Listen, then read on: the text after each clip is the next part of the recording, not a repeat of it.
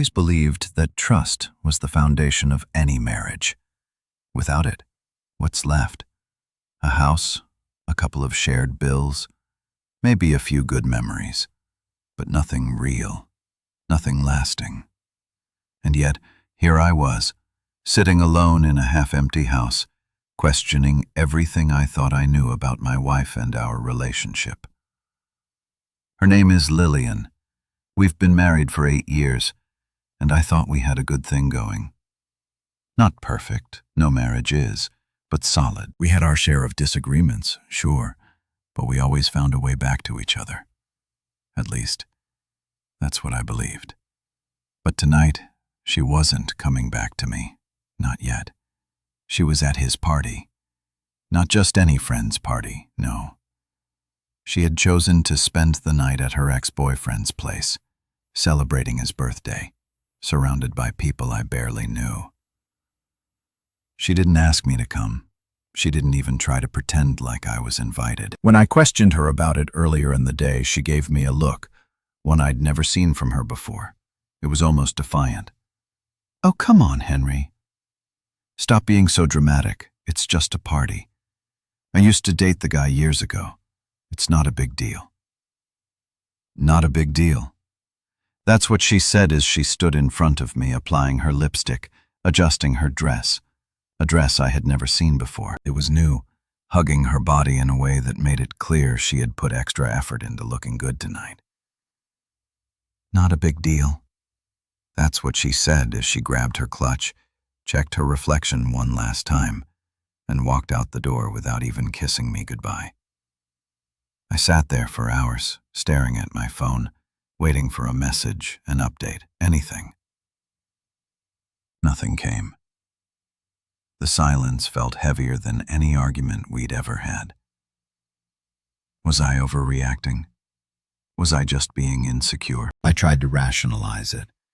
Maybe she just wanted a fun night out. Maybe I was reading too much into it. Maybe. But deep down, something felt off. A man knows when his wife is pulling away, and Lillian had been distant for a while now. It started subtly. Late nights at work, vague answers when I asked where she had been, her phone always face down on the table. Little things that on their own meant nothing, but together, they formed a picture I didn't want to see. I thought about texting her, asking when she was coming home, but I stopped myself. She had made her choice. Now, it was my turn to make mine. I stood up, walked to the closet, and pulled out an old cardboard box from the top shelf. It was dusty, sealed shut with tape that had started peeling at the edges. Inside were memories. Things from before, letters, photos, keepsakes from a time when Lillian and I were happy, when I didn't have to wonder where I stood in her life. I sat on the bed flipping through them, feeling a dull ache in my chest. How did we get here? Somewhere along the way, I had stopped being enough for her, and now she was out there at her ex's place, proving it to herself. The realization hit me like a punch to the gut. She wasn't just spiting me. She was testing me, seeing how far she could push before I finally broke. But what she didn't know was that I had already made my decision. She would come home eventually, expecting things to go back to normal, but she had no idea what was waiting for her. And when she walked through that door, the look on her face would be priceless. The night felt endless. I sat in the dimly lit living room, staring at the clock on the wall. 1:12 a.m. She wasn't home. I should have gone to bed. Should have forced myself to sleep, but how could I? How could any man rest easy knowing his wife was at her ex-boyfriend's house, drinking, laughing, doing God knows what? I leaned back, exhaling slowly. My mind was a storm of emotions, anger, confusion, humiliation. But beneath it all, there was a strange, unsettling sense of clarity. This This wasn't some misunderstanding. This wasn't about a simple night out. This was about control. Lillian wanted to see how much she could get away with. She wanted to test my patience, to see if I would chase her, beg for her attention. She was expecting a fight. She wasn't going to get one.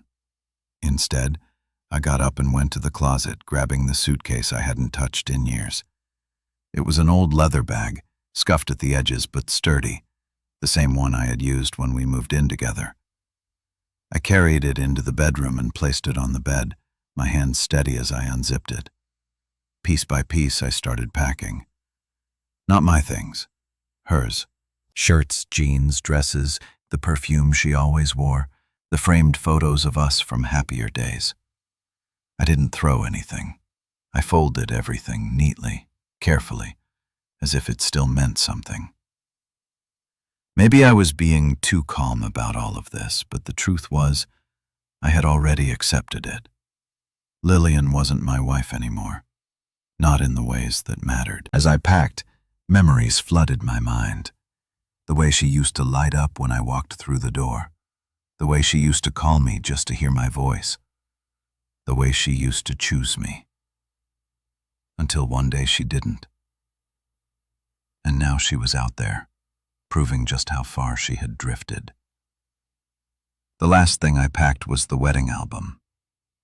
I hesitated for a second, flipping through the pages. Our smiles looked forced now, the love in her eyes, something I had imagined. I shut the album and placed it on top. Done. Now, all that was left to do was wait. And so I did. Minutes turned into hours.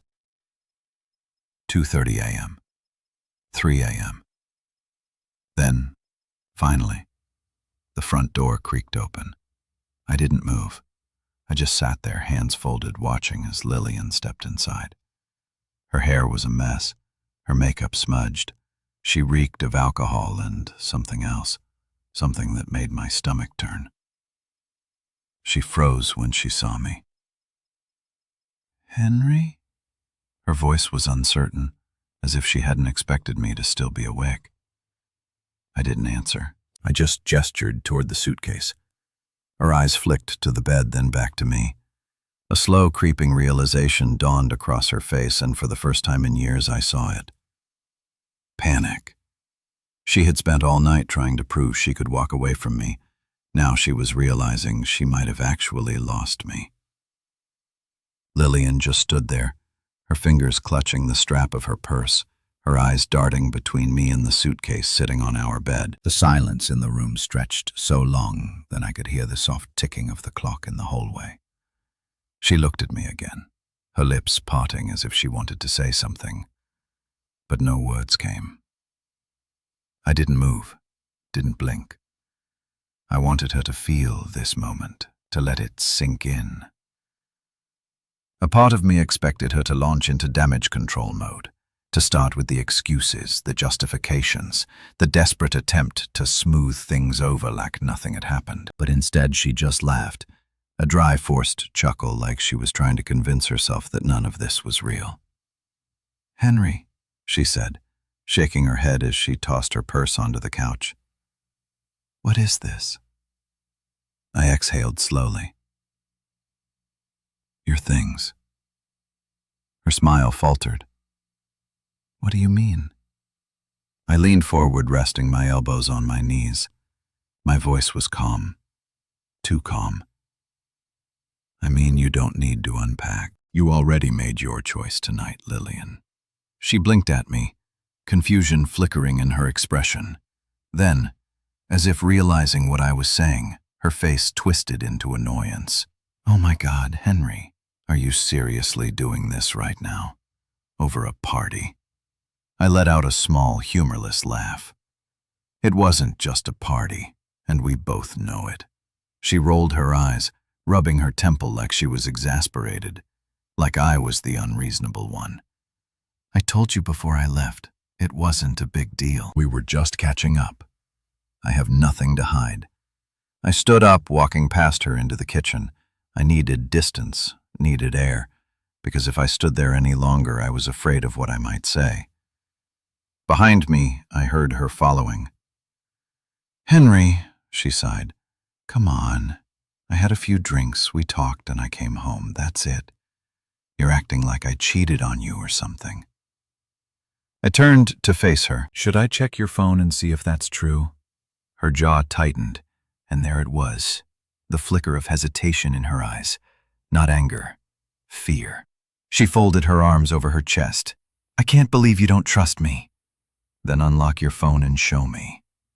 Silence. That was all I needed to know. I shook my head, stepping back. "I see. So you expect me to sit here like an idiot, accept that you spent the night at your ex's place, and not even question it?" "It wasn't at his place," she snapped. "It was at his friend's house. And I wasn't the only one there, Henry. There were a bunch of people. God, you always blow things out of proportion." "I blow things out of proportion?" I repeated, my voice lower now, steady. "Lillian, let's be real. You weren't just some guest at that party. You didn't just catch up." She scoffed, shaking her head. "You have no proof of anything." I let out a slow breath. "You're right. I don't." Her body relaxed slightly, thinking she had won. "But," I added, "I have enough." She frowned. "What does that mean?" I turned, walked to the counter and picked up my phone. I tapped a few buttons, then turned the screen toward her. It was a photo, the same photo I had received earlier that night. Her, sitting on the couch, his arm around her, his hand resting on her thigh. Her face drained of color. She looked up at me, eyes wide. "Where did you get that?" "Does it matter?" I asked, tilting my head. "I told you, Lillian, I don't need proof, but I have enough." Her mouth opened, but no words came out. And in that moment, I saw the shift. The exact second she realized she had lost control of the situation. She had spent all night trying to push me to the edge, waiting for me to react, to chase, to beg. But now, she was the one scrambling. "You don't understand," she tried, stepping closer. "That was nothing. He was just joking around. It wasn't serious, I swear." I didn't answer. I just pointed at the suitcase. She let out a sharp, humorless laugh. "So what? You're kicking me out? Just like that? Over a damn photo?" I met her gaze, unwavering. "No, Lillian. I'm letting you go." For the first time, she looked truly afraid, like she hadn't expected this to backfire. She thought she was the one in control. She thought she had all the power. But now, she was standing in front of me, watching as the world she thought she had built was crumbling beneath her feet. "You're not serious," she whispered. I didn't respond. I just stepped aside, clearing the path to the door. "Take your time," I said quietly. "But you don't live here anymore." She stared at me, her breathing shallow, and for the first time since she walked through that door, she realized this wasn't a game. She had pushed too far, and now there was no going back. Lillian just stood there, frozen in place, staring at me like I had spoken in a language she didn't understand. The weight of my words was settling over her, pressing down like a lead blanket. The smugness, the defiance, the arrogance she had walked in with. It was all gone now, replaced by something else. Doubt, fear, realization. I didn't move, didn't speak, just watched. "You're serious?" Her voice was quiet now, almost fragile. I nodded. She let out a breathless laugh, shaking her head. "Henry, come on. You're blowing this out of proportion. We had a fight, I went to a party, and now you're throwing me out of my own house." I clenched my jaw. "Our house," I corrected. "And no, Lillian, I'm not throwing you out. You left. You made your choice when you walked out that door tonight, and now I'm making mine. Her lips parted, but she didn't have a response. She wasn't prepared for this.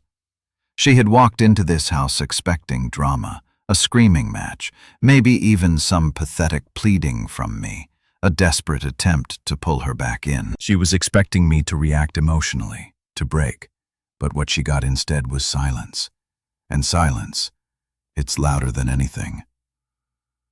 Lillian swallowed hard, her fingers twitching at her sides. She took a slow step forward, her voice softer now. "Henry, please, can we just talk?" I raised an eyebrow.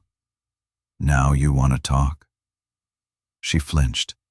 I let out a small, humorless chuckle and rubbed a hand over my face. "You ignored me all night, didn't answer my texts, didn't call. And now when you walk in and see that I'm not waiting around like a fool, suddenly you want to talk." Her throat bobbed as she swallowed again. Did he kiss you?" I cut her off. Her eyes snapped up to mine, wide with shock. "What?" "Did he kiss you?" I repeated, my voice calm, even. She hesitated, and that was everything. I exhaled, nodding to myself. That's what I thought. Lillian's eyes darted away, like she could physically avoid the truth if she just didn't meet my gaze. "It wasn't," she started, but I held up a hand. "Don't." She stopped mid-sentence. "I don't need to hear it," I continued. "I don't need excuses or half-truths or whatever story you're about to spin to make yourself feel better. I just needed to see your reaction, and that's enough for me." She clenched her fists. "Henry, it didn't mean anything." "Then why didn't you tell me before you left?" I shot back. Her breath hitched. Silence again.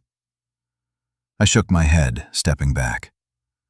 "Lillian, if it really didn't mean anything, you would have told me about it before I had to see a damn photo to know what was happening." She looked down, biting her lip. I could see her mind racing, scrambling for something, anything that would get her out of this. "Lillian," I said softly, "I loved you." Her head snapped up. "Loved?" I gave her a sad smile. "Yeah, loved." Something cracked in her expression. Her breathing was unsteady now, her hands trembling. She knew. She knew I had checked out. I gestured to the suitcase again. "I won't make this ugly, but I'm done. You can stay with a friend. Hell, maybe stay with him. Seems fitting, don't you think?" Her face crumbled. "Henry, please." I shook my head. "No, Lillian. You don't get to beg now." She reached for me, but I stepped back before she could touch me, and the look in her eyes, it was pure devastation. Because she finally, truly understood. She had spent the night playing games, and now she had lost everything. Lillian's breathing was shallow, her fingers trembling as she looked between me and the suitcase. I could see her brain trying to process everything, trying to find a way to undo the damage. But some things can't be undone. She took a deep breath as if steadying herself, then shook her head. "Henry, don't do this, please. I was drunk. I wasn't thinking clearly." I let out a humorless laugh. "So now it's the alcohol's fault." Her lips pressed together, frustration flickering across her face. "I'm not saying that. I'm just saying I wasn't in the right state of mind. I let things go too far, okay? But it didn't mean anything." I raised an eyebrow. "Then why did you hide it from me? If it was so innocent, why didn't you answer my texts? Why did I have to find out through a photo instead of from my own wife?" She had no answer to that. Instead, She ran a shaky hand through her hair and let out a breath. "Henry, I swear I never meant to hurt you." "You didn't mean to get caught," I corrected. Her eyes widened slightly, like she hadn't expected me to be so blunt. I folded my arms over my chest, keeping my voice even. "Tell me something, Lillian. If I hadn't gotten that photo, would you have told me?"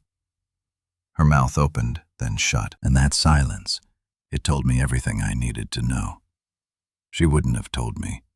She would have come home, smiled at me, maybe even kissed me goodnight, and I would have never known that while I was sitting here alone, my wife was letting another man put his hands on her. I clenched my jaw, turning away before I said something I'd regret. This was the woman I had spent years building a life with, the woman I had trusted, loved, fought for. And now, as I stood here watching her squirm under the weight of her own actions, I realized something. I didn't recognize her anymore. I ran a hand over my face, exhaling slowly. "You know what hurts the most, Lillian?" She swallowed hard. "What?" "It's not even the photo. It's not even the fact that you went to his party and let him touch you." Her face paled. "It's the fact that you don't even seem sorry." She flinched like I had slapped her. "Henry, I am sorry." "No," I said, shaking my head. "You're sorry that I found out. You're sorry that now you have to deal with the consequences. But if you really, truly felt bad about what you did, you wouldn't have done it in the first place." Her eyes were glassy now, like she was on the verge of crying. I should have felt something, sympathy, regret, anything. But I didn't, because I was done. I gestured toward the suitcase again. "Take it and go, Lillian." She let out a shaky breath, then slowly walked over to the bed. For a second, I thought she was going to grab the suitcase. Instead, she sank onto the mattress, burying her face in her hands. I frowned. "What are you doing?" She let out a choked laugh, shaking her head. "This is insane, Henry. You can't just throw away 8 years like this. You can't just pack my stuff and tell me to leave like I'm some stranger." I scoffed. "You made yourself a stranger the moment you chose to humiliate me." She blinked up at me, stunned, but I wasn't finished. "You could have gone anywhere last night. You could have called, texted, anything. But instead you chose to ignore me, to spend the night with a man you know still wants you. And now you expect me to just sit here and pretend it's fine." I shook my head. "I deserve better than this. Better than you." Her breath hitched, and there it was. The moment it really, truly hit her. I wasn't bluffing. I wasn't throwing some childish tantrum. I was done. She wiped at her eyes, her voice small now. "Where am I supposed to go?" I let out a sharp breath. "You should have thought about that before you spent the night disrespecting our marriage." Her lips parted like she wanted to argue, but she didn't. Because what could she say? I had spent years putting her first, and I was finally choosing myself. She let out a slow, shaky breath, then finally reached for the suitcase. She stood there for a moment, gripping the handle, staring at the floor like she was still waiting for me to stop her. But I didn't. I just opened the door and stepped aside. Her eyes met mine one last time, searching. But whatever she was looking for, it was already gone. And with that, she walked out of my life. The door clicked shut behind her. For the first time in 8 years, I was alone in this house. Not just physically, but in a way that felt deeper, more final. The silence stretched thick and heavy, like the air after a storm. I stood there, gripping the doorknob, listening to her hesitant footsteps on the porch.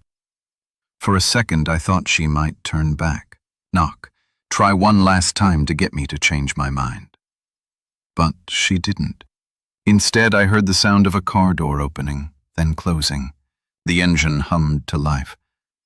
And then, just like that, she was gone. I exhaled slowly, my hands tightening into fists before I forced them to relax. My mind should have been racing, drowning in emotions, anger, grief, regret. But all I felt was empty, numb. I turned back to the house, my eyes scanning the living room.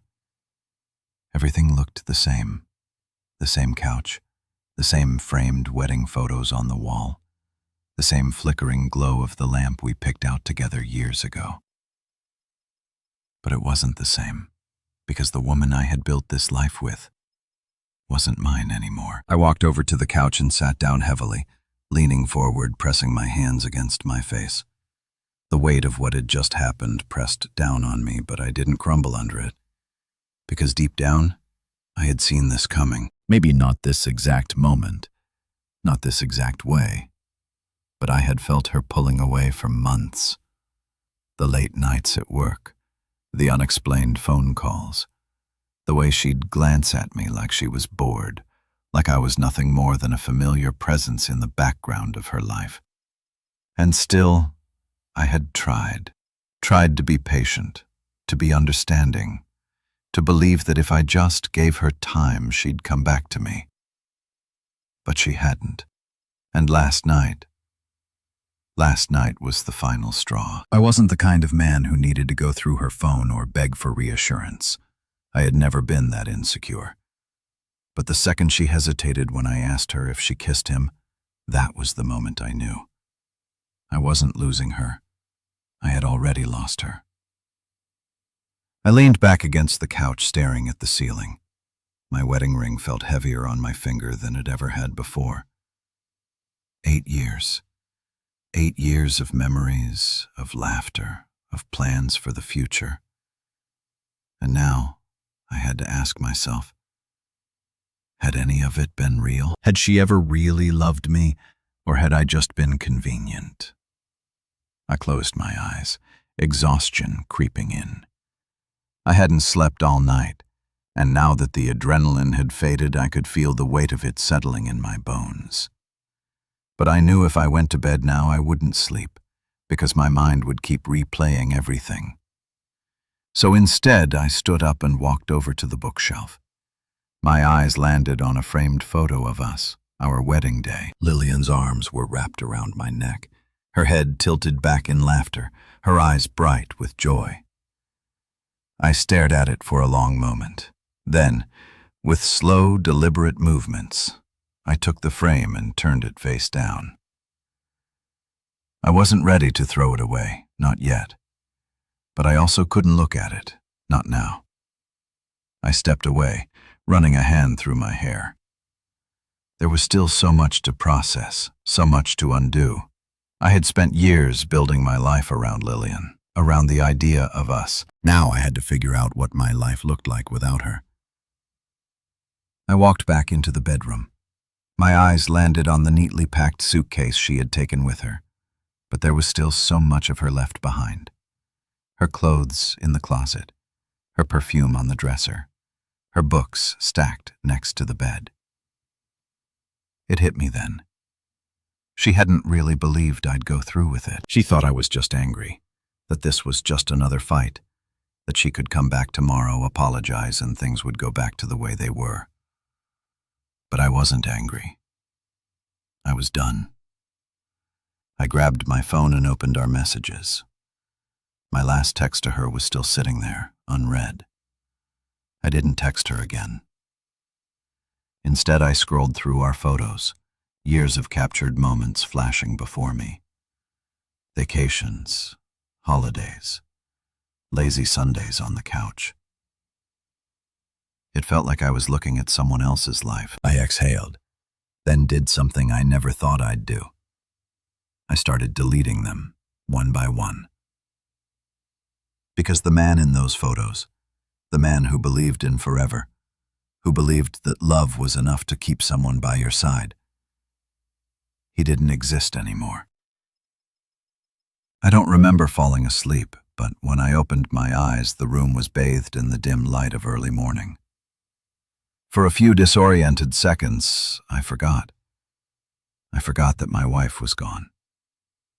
I forgot that my marriage had collapsed overnight. I forgot that everything I had spent years building had unraveled in the span of a single conversation.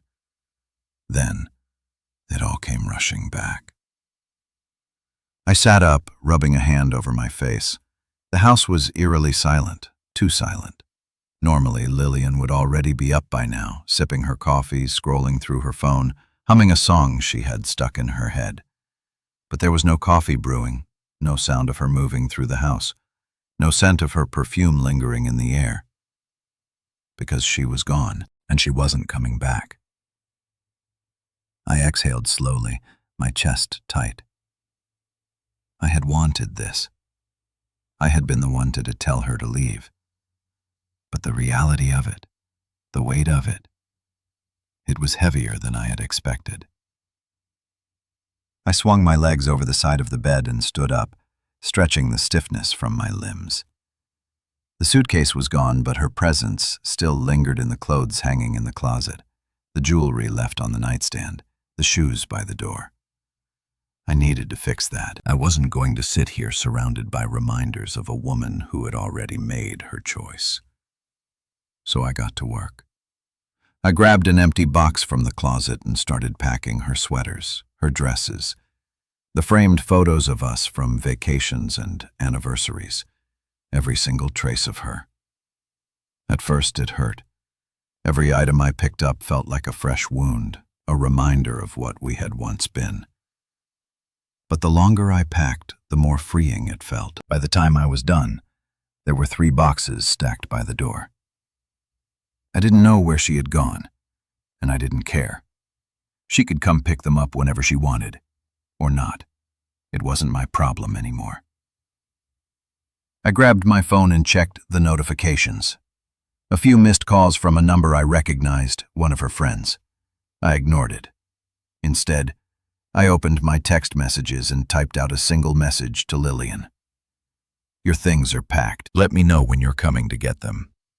I stared at the screen for a moment before hitting send.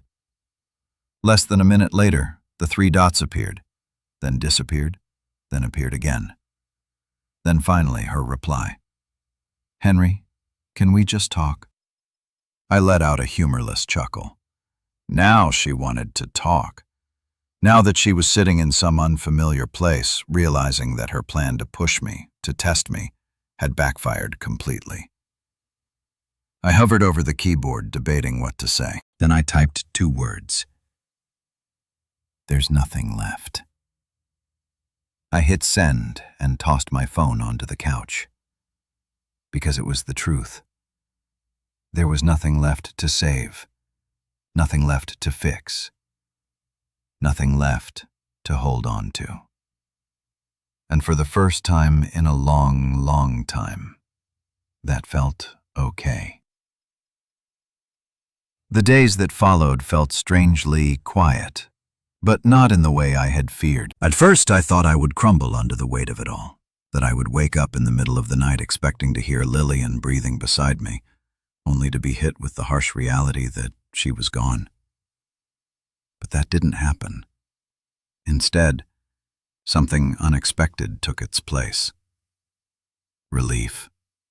I had spent so long fighting for something that was already gone, trying to hold on to a person who had checked out long before I realized it, and now that I had finally let go, it felt like I could breathe again. Lillian eventually texted me, asking if she could come pick up her things. I told her I'd leave them outside on the porch. I didn't want another conversation. There was nothing left to say. When I heard the sound of her car pulling up later that evening, I didn't even look out the window. I just sat on the couch, flipping through channels, waiting for her to be gone. And when I finally heard her drive away, it was over. Truly, finally over. I spent the next few weeks focusing on myself. I had spent so much time revolving my life around my marriage that I had forgotten who I was outside of it. So I started rediscovering myself. I went back to the gym, something I had neglected for years. I started reading again, finishing books I had abandoned on my nightstand. I picked up an old hobby, photography, and took my camera out for the first time in ages, capturing sunsets, city lights, moments that had nothing to do with my past and everything to do with my future. And slowly, day by day, I started feeling like myself again. One evening, I was sitting at my favorite coffee shop, scrolling through my phone, when I heard a voice behind me. "Henry?" I turned and saw Madeline, an old friend I hadn't seen in years. We had gone to college together, lost touch after graduation. She looked different, but in a good way, brighter, happier. We caught up over coffee, laughing about old memories, talking about where life had taken us. And for the first time in a long time, I wasn't thinking about Lillian. I wasn't thinking about the past. I was just here, in the present, enjoying the company of someone who actually cared to listen. As we said goodbye that night, she smiled at me. "It's good seeing you again. Let's not wait another 10 years before catching up." I smiled back. I'd like that. And as I walked back to my car, I realized something. This wasn't the end of my story. Lillian was just a chapter, one that had come to its natural conclusion. And now it was time for me to start a new one. A better one. A happier one.